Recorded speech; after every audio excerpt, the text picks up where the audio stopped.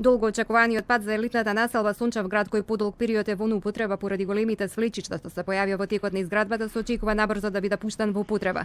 Градижните работи целосно се завршени и во тек е процес на експропријација на земјиштето, вели за телевизија 24 директорот на јавното претпријатие за државни патишта Зоран Китанов, кој посочува дека новата патна врска од центарот на Скопје до Сопиште и населбата Сончевград ќе биде пуштена за неколку денови или недели. Градежните работи за патот се целосно завршени, но не можеме да го пуштиме во употреба додека не ја усогласиме документацијата со изграденото на терен. Поради големото свлечиште што се појавило, изместена е трасата, а тоа повлекува низ за административни измени. Изградбата на патот за Сончевград почна во 2013 година по низа забелешки на еколошките организации кои денеска посочуваат дека патот не е безбеден и дека се уште се појавуваат свлечишта.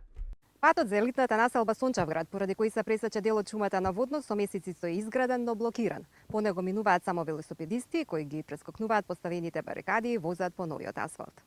Дел од граѓаните кои со велосипед се рекреираат низ парк шумата Водно велат дека почесто го користат патот затоа што нема минувачи. Некои сметаат дека патот е опасен за употреба, а тие кои се чести посетители на Водно имаат забелешки зашто се злоупотребува природата во време кога Скопје е загадено. Доаѓаме на Водно, го возиме патот што е за Сончевград. Сончевград е супер за возење.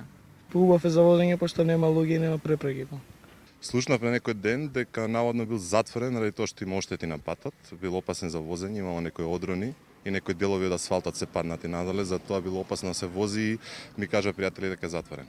Мислам дека Водно е уништено и зад Водно па планината е исечена како една купа и камењата се собрани, дали имале план да прават нешто, али мислам дека Водно треба да остане Водно, заштитено као еден национален парк.